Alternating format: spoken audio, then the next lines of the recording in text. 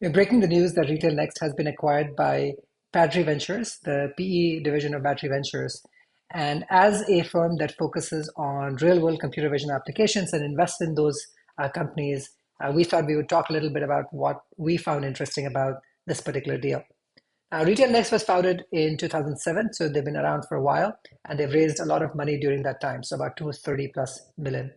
They are a retail traffic counter, so it's a hardware device that gets installed at the front door, and based on that, it is looking at people coming in and out. RetailNext and ShopperTrack were some of the OGs of traffic counting, and we think that they did a really, really valiant effort, really good job in trying to make that market happen and had some good success there. Now, the battery acquisition is not a VC investment, as we mentioned, it's a PE acquisition. We don't know the price yet.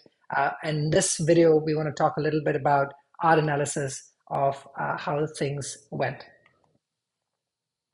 Now, currently, what we are seeing with RetailNext is that a lot of their long-standing customers have been jumping ship. So acquisition has been challenging on the one hand against ShopperTrack, on the other hand, versus companies like Dragonfruit that have been focused on taking on their market.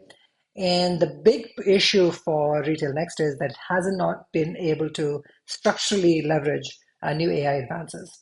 And that's because of the bets that they made that we're going to talk about in the next slide. Given that they are still the last generation technology, they're still keeping the same price point. So it's quite costly given the limited feature set that they are offering. We think that the future is even more challenging for the customers because if this follows the standard PE playbook of doubling down on things that are working, where the revenue is clear, and cutting down on things that are speculative, we expect them to not add any CV-based, computer vision-based spatial insights. Now, this is where you're getting not just analysis of people coming in and out, but also things like what's happening outside, how many people are walking by, also looking at things like departmental analysis, how many people are walking by a product or viewing or engaging with the products and things like that. So we think that that is not something is likely to be seen.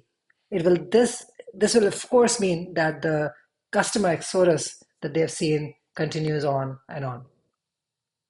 So what happened? Why is it that a promising company that raised a lot of money wasn't able to quite make it? Well, we think that the bet on a ShopperTrack model where you use a top-down camera was a misstep. In fact, RetailNext started off as a company that was using existing cameras for the most part, and they decided to follow the ShopperTrack model, which is great for ShopperTrack, but they weren't able to capitalize on it. And what that meant was that as retailers started looking at more sophisticated analysis, they weren't able to provide that.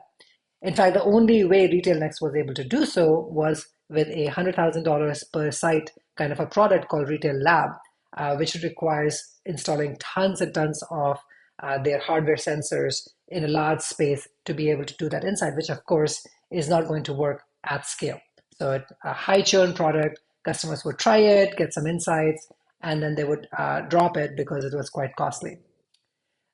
In some sense, RetailNext got stuck in this classic CV problems, computer vision problems, which, to summarize is that if you do AI in cameras, it ends up being very costly. So the example of Arcata, where you have that analysis built in, but what that means is for the customer is that you have to rip and replace all of your cameras, and you have to pay a annual fee for that. Some of the companies who try to do things on-prem that require GPUs, for example, DeepNotch was a competitor that's also struggling right now. They have a immense hardware cost, $10,000, $20,000 per location, which of course doesn't scale either if you're talking about large enterprise retailers. You can try to do things on cloud, but you need a lot of bandwidth. So this is one of the reasons that the RetailNext Lab product only works for some environments some of the time, because retailers don't have the ability to move 4K video in mass to the cloud.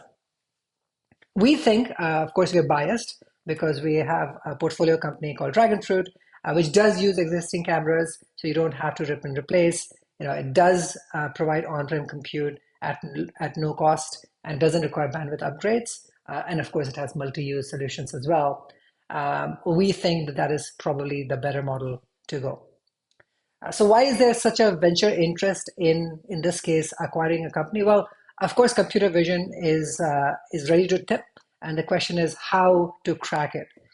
We think that Pegasi Capital has a thesis that can help entrepreneurs figure out how to do so. There have been some limited um, names, there that are in fact making revenue. So you have examples with Everseen generating some revenue. You have examples like Vision. You have some more like Intensai and Voxel. So it's not like CV revenue cannot be made, but it requires a very specific playbook, which we're happy to discuss with you. So if you're interested in our thesis, if you're interested in our potentially getting an investment, then definitely contact us and get in touch.